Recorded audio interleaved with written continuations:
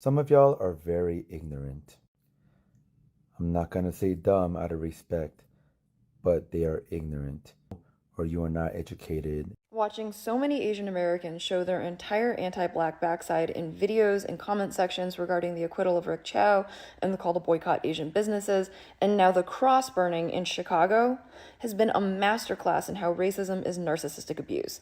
Because so many wisecrackers are out here yelling and screaming as though black people somehow did something to us, when all they want is to be left alone. Asians are getting mad at black people because black people don't want to support their businesses anymore, and it's very ridiculous. Instead of getting mad at us, do better. Anytime I see a video of a black person going to an Asian business, there's always some racism. Majority of the time. I'm not saying all of them are racist, but majority of them are racist. Why are you guys mad at us? Why don't y'all support each other? Sure, we shouldn't divide ourselves. Oh, why are we dividing ourselves? But there's only so much us black people could do when y'all don't like us. For literally exist. I saw this person saying black people don't like Asians. Black people being glazing Asians. Y'all are the ones that be worshiping the white people and start hating us for no reason. To the Asian community, now you understand that racists don't pay your bills. A lot of you guys are coming out and saying why hold us accountable for one person? No, it's not just that. We have been facing racism from the Asian community for quite some times.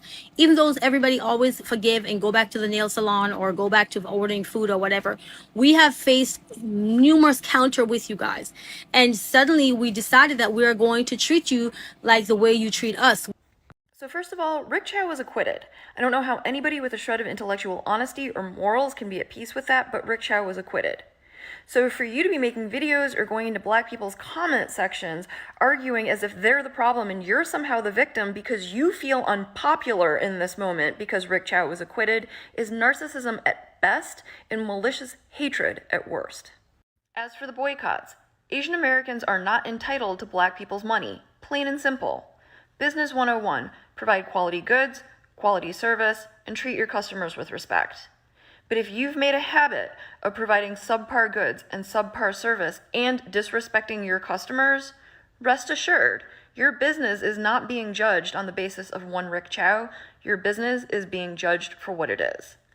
If you go into a black neighborhood and open a business and you've made a habit of treating black customers like they're the problem, pitching a fit and playing victim when your black customers say, "We won't be bothering you anymore," is narcissistic abuse. And finally, the cross burning. For the past 18 months, black Americans have been living under an administration that has been overtly organizing for decades to do everything it can to drag the country back to Jim Crow. And the sick plot twist and the fuckery that was passing the Hart-Celler Act a year after the Civil Rights Act and making Asian Americans the new window dressing on the myth of the American dream is that in the past week, it was Asian Americans who actually did it.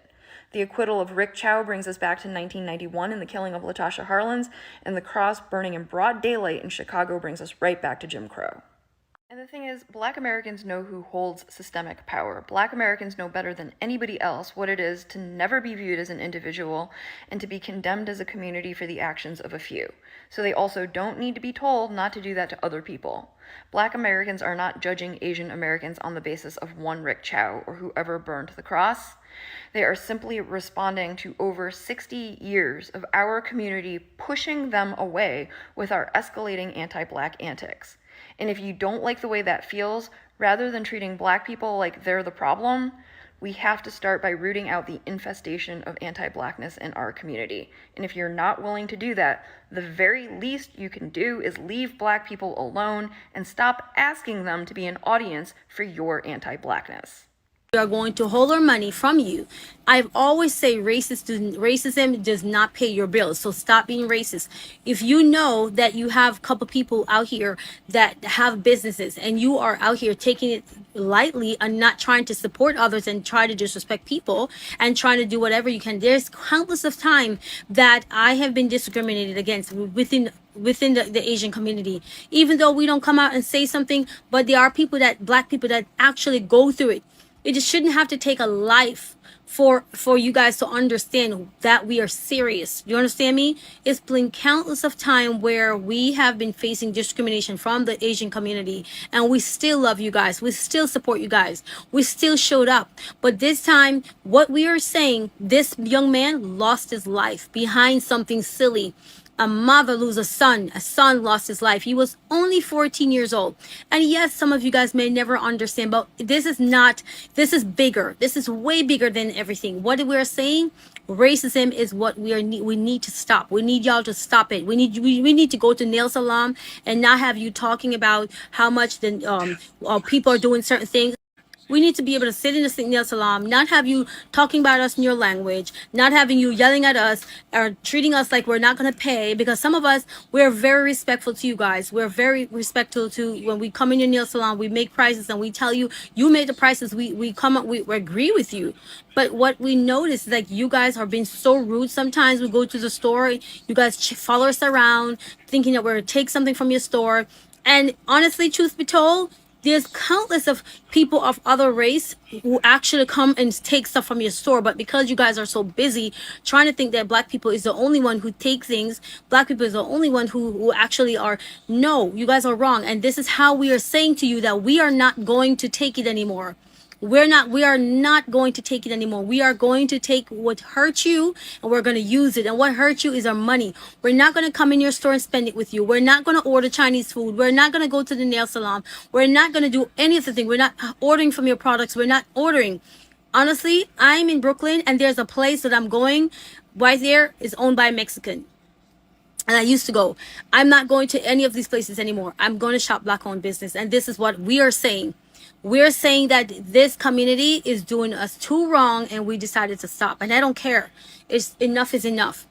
It doesn't matter anymore. We don't want to be racist. We're not trying to be racist. It's not about racism. This is bigger than racism. It's bigger. It's about you guys keep being racist towards us and we need it to stop. We are going to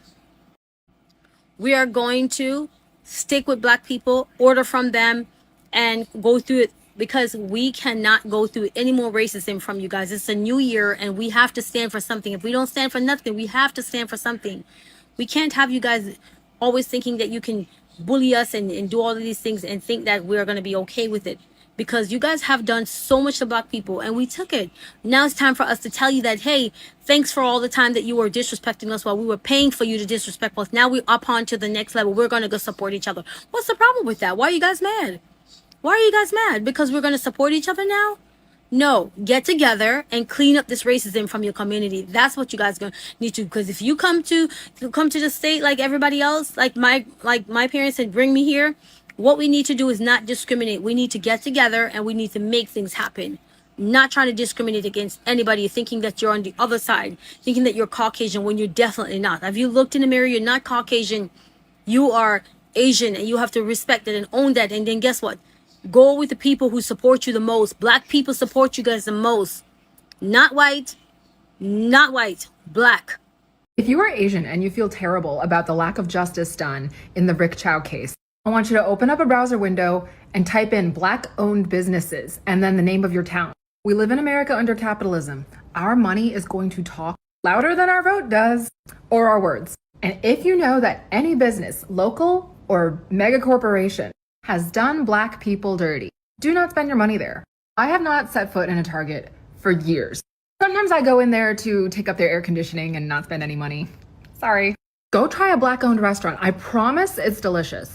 Find a black-owned nail salon. Don't go in there expecting mega cheap prices because a lot of these small business owners are navigating generational economic oppression in order to open their businesses. But like I said, what you get can be really, really good and worth it. Before you go spending your money at like an Asian store or other non-black business, you can see in the comments, like in their Google reviews, if they have multiple people who have experienced racism there. If it happens more than a couple times, then maybe don't shop there. I am noticing white people join this conversation. And by conversation, I mean the conversation that my community and the black community are having right now in regards to what happened to Cyrus and how Cyrus was murdered by someone in my community. And I just want to say, I am happy that y'all are on the right side of history because great. But also, I am not willing to let y'all join this conversation and do what y'all did during the Stop Asian Hate thing. Because the truth of the matter is, what happened during Stop Asian Hate was that the majority of the people who were harming my community were white people. And y'all chose to scapegoat the black people. Y'all did. and created tension between my community and the Black community. And now you're hopping on to this conversation, this issue that your community created, by the way. Your community created this fucking system. And you have the nerve to come into this conversation and try to scapegoat Asian people, try to make it seem like it's all of us who harm. When the reality is the majority of the people in your community are genocidal maniacs. I have seen more Asian Americans being upset at the fact that Black Americans are threatening to boycott Asian businesses than I have seen Asian Americans speaking out against the murder of Cyrus Carmick Belton. I agree. A lot of people like myself talked about the boycott instead of what actually happened. I would like to apologize for that because that came from a place of hurt. Instead of just believing TikTok news, I did do my own research and watch the whole court proceedings. I did, in fact, take notes. So here are the facts that people don't talk about because they want you to believe one side of the story. Cyrus Carmick Belton was carrying a loaded semi-automatic pistol illegally. He was also posting about owning this pistol. Andy, Rick Chow's son, claimed to see the pistol when Cyrus was in the store with his bag. He also stated that Cyrus looked really suspicious, shoving water bottles in his bag before taking them out. Along with that, a lot of the witness statements can't be proven to be true because they changed their statement from when they were talking to the police from when they were under oath in court. One witness claimed that she didn't see anything that happened until she was under oath, and she gave specific details that she did not see because she claimed to not have seen them when questioned by the police. In his closing statement, Sean Kent, Rick Chow's lawyer, claimed that Andy chased Cyrus down 130 yards. Cyrus fell to the ground and his gun fell out of his pocket. Rick Chow saw Cyrus scrambling to get up, and he believed that Cyrus was going to pick up the gun and point it at Andy. Since there was no cameras around, Andy was the only eyewitness there. So yes, there is the argument for self-defense because Rick Chow did believe that Cyrus was going to pick up the gun and shoot his son. These are all the reasons to why Rick Chow was found innocent in this murder, because he didn't conspire to murder Cyrus. He didn't pre-plan this. This was not a predisposition plan. He didn't plan to have Cyrus walk into the store and was like, I'm gonna shoot him. Honestly, everything is still up to interpretation. Murder in South Carolina means that you have the intent to kill, and he did not have the intent to kill. Sean Kent was able to prove that. Also, Sean Kent was a really good lawyer, all things considered. The way he spoke was extremely well, and I did listen to his closing argument, which I feel like it really is persuasive. You can make your own decision if you think Rick Chow is innocent or not. In my opinion, I don't think I can make that decision on whether he was innocent or not. I don't think that anyone that killed anyone would ever be innocent. And my heart does go out to Cyrus and his family because no one should ever have to go through that. It doesn't matter if they were holding an illegal firearm or etc. I'm really sorry for what happened, and I hope his family finds peace and justice. So what do y'all think about this? Here we go, another Asian telling y'all that y'all can't do without them. And it's amazing to me how the women get on this app and be so quick to say what they ain't gonna do and what they don't need and who they gonna boycott, when you sitting up here with everything on that they produce. You got the hair on, you got the weave on, the clothes, designer clothes, everything he said you got. So what you gonna do? It's kind of unbelievable. And I tell you something else, I've been seeing videos where people have been lately really trying to patronize in the black community. And what happens? One girl said, and this is why I stopped with the black nail technicians, and I had thought about that thing. A lot of black nail technicians, when you go to them and your nails are already done, they don't want to do your nails. They say they don't work over anybody else's work, and you have to go get them taken off. They don't have the service of taking off nails or soaking them off, so you still have to go to an Asian for them to take your nails off. And that's when an Asian told me I was messing my nail bed up because I kept on getting my nails taken off and going to get them redone, a fresh set every time. It's like you destroying your nail bed. I was like, okay. Then you hear another girl on here. She said she patronized with a black establishment the other day, and when she came in, she asked for a certain thing. They didn't have it. And she was like, what do you suggest? And they was like, what do you want? They just had a bad attitude. And she was finna give them a good review. And then she changed it because she's like, they treated her like trash. So what are you doing? I'll tell you something else. Every time I go into a hair supply store, and I go to the same one all the time, they are so nice to me. I get a discount. And then every once in a while, they have a product in there and say, try this and see if you like it. How many times have you went to your black nail technician or your black salon person that does your hair, your black beautician, and they have actually did something like your birthday come up, and they have actually given you something for your birthday, or how else can I say this? Or vice versa. How many times do you get your hair done and you know your beautician does a good job and you don't even tip them? I'm just saying, we just out of order in all kind of ways, and we got a lot of work to do. You have to be a certain type of way if you're going to own a business and you want people to come and shop with you, because now they just coming and shop with you because of this boycotting thing. But if they really had a choice and this never would have happened, guess what? They would have never came to your store, because you don't treat them with respect. You don't treat them with respect. And then the good people that do your services, you don't tip them. You understand me? I wouldn't dare not tip my beautician. Wouldn't dare not tip my nail tech, because I appreciate the service they give me. I don't even know why Asian Americans are so worried about the boycott, because let's be honest, if you guys have stores in black neighborhoods, you were treating those people like part of the community, then you wouldn't have to worry about it. Like, people who treat the community they're in with dignity and respect are celebrated. If you put back to that community and you're not just extracting, then you don't have to worry. People will support you because you're part of the community and you added to it. But if you're just a fucking parasite in the black community, yeah, I would be worried too. All you have to do is just treat people with dignity.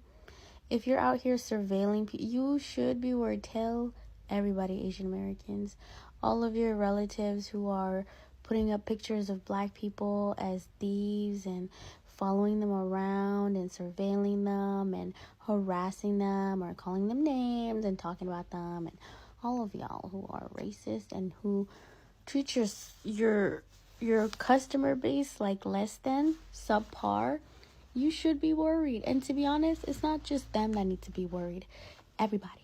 Because if black people have high racial self-esteem, where anyone that is disrespectful to our community and our blackness we don't do business with, then you guys are all fucked. A lot of you guys are not going to be good. Some of you will really not have businesses, for real. There's a lot of you that are really screwed. You're so fucked. And then wait till black people tap into their cultural practices, because all black people on this planet everywhere are connected to a lot of indigenous cultural practices, whether it's in the Caribbean, the Americas, Africa, South Asia, wherever the deeply melanated people are. We have practices that can ensure that we will be self-sufficient. And I'm talking about America, so like, think about what your ancestors did just not even that long ago to survive in the South, and how they survived before everything was globalized, commercialized, before all of the processed foods and the food deserts. What did your people do? What do people do? You're gonna rediscover that. You will be self-sufficient. This could change the world, what black people are doing. So yeah, I'm so grateful and happy, and I support it. Hey guys, so I am wholeheartedly participating in the Asian American boycott, and I'm going to share with you why. Right? A lot of people are conflating this current black resentment with the situation in South Carolina, but the resentment between black and Asian Americans has been something that has been ongoing for many decades, right? And when I say Asian American, right now, the focus is on the Koreans, Chinese, Vietnamese, or whatever, but all of them, really. Arabs, okay, Indians, they all have worked in tandem to be complicit in white supremacy and systemic racism, and willingly be a buffer, right? Now, I'm reading this book called The People's History of America by Howard Zinn, and I'm on chapter 5. This is a really dense, intense book, right? And one thing that they talk about in these early chapters is how, like, when America was in its very beginning stages before it was America, right? How a lot of times the white Europeans that were here as indentured servants would be more aligned with, African slaves, the people who were enslaved from Africa, than they would with the white elites, right? And to keep them from unifying, right, as a people with a common thread of oppression, what they started doing was realizing, hey, we can't let these people get up together on us. We can't let them unite, right? So what we're going to do is we're going to give them a few crumbs, right? We're going to give black people nothing because we need them to be our slaves. Nobody else is physically fit or mentally capable to be a slave, right? So for the other people, we're gonna have them be slaves too, but in a different sort of way. So we're gonna kind of throw them some more cookies, give them a little sense of power and things like that, so that way they could be a little bit more on the side of us, the elites, versus the side of the black and the indigenous people, right? So that situation can be applied because a lot of Asians like to believe this model minority myth. Okay. I'm not gonna say all I want to say. I've seen them up close and personal. How the Indians live, the Chinese dealing with them business wise. Unscrupulous, really. Dirty and unscrupulous. I didn't say what I want to say. But yeah, this oh, we work harder, we stick together. That's a quarter of the truth, right? Because nobody in this world, trust me, has worked harder than black people. Okay. And yeah, and a lot of people, black people, are saying, oh, you can't do this to them because that clinks all Asians. We're mimicking the behavior of their oppressor. Oh, no, we're not. We're not committing genocide. We're not flooding their communities with drugs and opium and getting them all drugged up so they could be incapacitated, right? We're not sending the CIA to topple their governments and tackle democracy. We're not dropping a nuclear bomb on them. We're not putting them in internment camps and concentration camps. We're not doing that. We're just simply saying, hey, right? And then too, another thing that gets me is that Asians, they like to pretend like they're so neutral, right? And a part of that is appeasement to white people, because like someone else said, a lot of them are the white people's lapdogs, right? But now I'm seeing videos on TikTok, right? They are mocking us. They are actually, I've seen videos, they're taking videos of black people in their establishments today and this week saying like, hey, oh, you said you was gonna boycott us. Y'all still here. Right? Then the situation with the affirmative actions in the schools and things like that, this is long overdue. They are the white people's lapdogs. I personally, like, people like, oh, this Asian person did something nice for me. One or two is anecdotal evidence, right? Like, I have a couple of people of color as my friends. I have that been nice to me. I have some white friends, but just because a few white people or a few people have done or been, nice towards me or whatever, that doesn't absolve the grand scheme of things. That didn't absolve me from systemic racism and disenfranchisement as a black woman. That didn't raise my pay at work, right? That didn't get me off the margins of society because a few people were good. So yeah, all of them, for the most part, 99% of them, right? So yeah, I'm not happy with the state of society. I'm not happy with the fact that, I don't really feel like in mass black people have allies. I feel like everyone else besides black people are complicit, right, in the system, are complicit in racism, are complicit in anti-blackness, are complicit in white supremacy. And I have no qualms. Like, listen, I do my own nails, okay? I make my own pho. I'm learning how to make ramen. I do my own toes. Okay, I don't need them to do my hair. I don't wear a weave. Okay, I don't need them for anything. And that's not be a twist like that. Oh, this way to listen. We're not talking about that. We talk about y'all in America. Okay. And I remember at first I was kind of like thinking about the Target boycott, like, I don't know about that. And then when I start seeing them stores empty, I'm like, okay, they own something. So guess what? I used to actually go to Target every week. You spend $200-300. Target used to be my preferential store. I haven't been there except for like once because it was the most accessible for something to me in almost 2 years, right? So listen, people might not catch on at first, but guess what? They'll catch on. They'll catch on. And y'all gonna be eating your words. I'm not fucking around with people.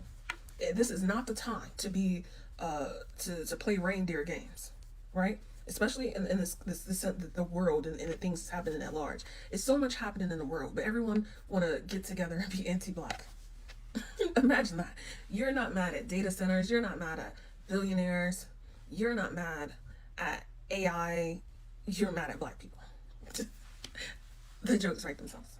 Boycotting the Asian community. Now, before the black community does that, I need you to do yourself a favor and listen to this video, because us talking about it is one thing, but hearing it directly from somebody in the community will give you some insight into what is said and done in the homes, the things that we can't see or hear.